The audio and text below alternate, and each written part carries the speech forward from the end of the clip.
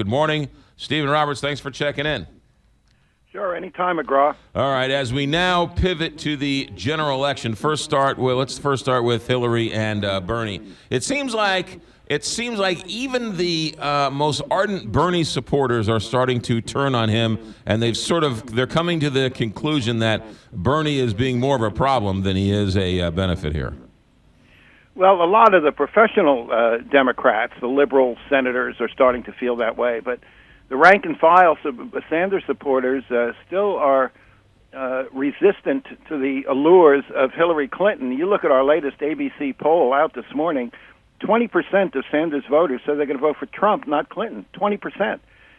And among young people, the split is just about even between Clinton and Trump. And Clinton's negatives are way up in this poll. So I have to believe that Sanders' continual criticism of Clinton over the weekend, he called her the lesser of two evils on one TV show. So I don't see this reconciliation. In fact, I think Sanders in many ways is still playing a pretty dangerous game because longer and it's not just this, he's now complaining that the system was rigged, that it's not just that he's losing, but he's losing unfairly. And that's the kind of message to his particularly younger and less experienced supporters is, keep the pot boiling. So I think it's still a problem for the Democrats and a problem for Hillary. That 20% that says they're gonna vote for Trump over Hillary, there's a lot more, and I've been saying this from the beginning, and people think I'm crazy. There's a lot more similarities. Well, I don't want to say more or less, but there are many similarities between Sanders supporters and Trump supporters. Well, on a superficial level, I agree with you. This notion of someone who is not part of the system, who's an outsider. Now, of course, Sanders is in many ways not an outsider. He's been in public life for 35 years. He's been in the Senate for several terms. But the atmosphere around him is of a rebel. And in that sense, you look at our polling, and increasingly voters are saying they prefer an outsider to someone with experience.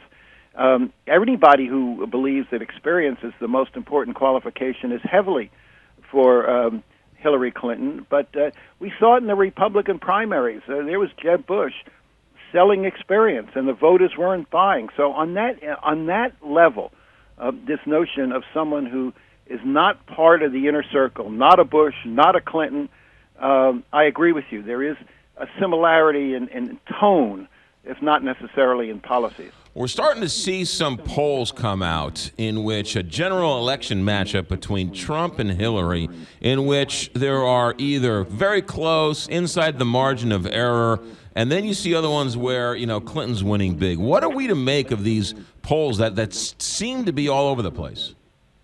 Well, it's a good question, and it almost the key variable here is who do they poll.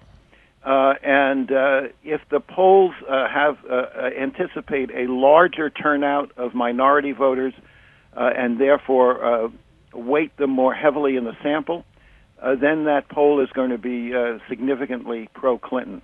But if the pollsters decide that the minority turnout's going to be lower, the white turnout's going to be higher, you get a different result. So it all depends on who you're polling and what weighting and anticipation you have about who's going to vote.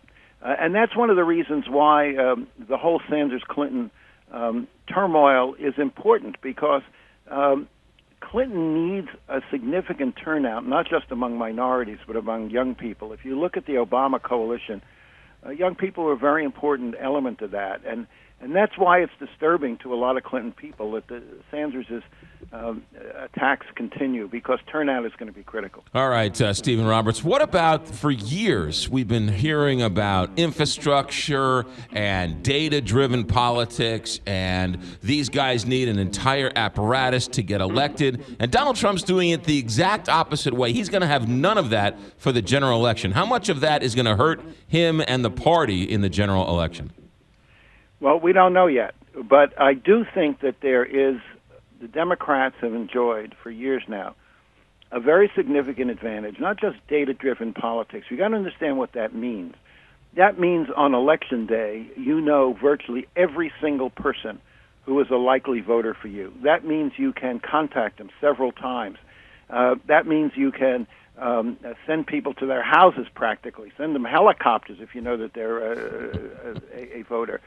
And turnout is absolutely critical. In the end, you know, a lot of most Americans have already decided how they're going to vote. There are not a lot of people who are going to be changing sides. And the reason why Obama defeated Romney, even though every index, every predictor we had said Romney was going to win because of the economy, and why Romney on election night thought he was going to win too, was because they didn't anticipate how good the Obama machine was at finding, energizing, and turning out every one of their supporters. So if Trump does not have a ground game, if he doesn't have the infrastructure to make sure those people who are for him get out to vote, that could be a significant problem for him. So in the end, I still think that's an issue. Stephen Roberts, ABC News political analyst. Have a good week. Thanks for checking in. Okay, pal.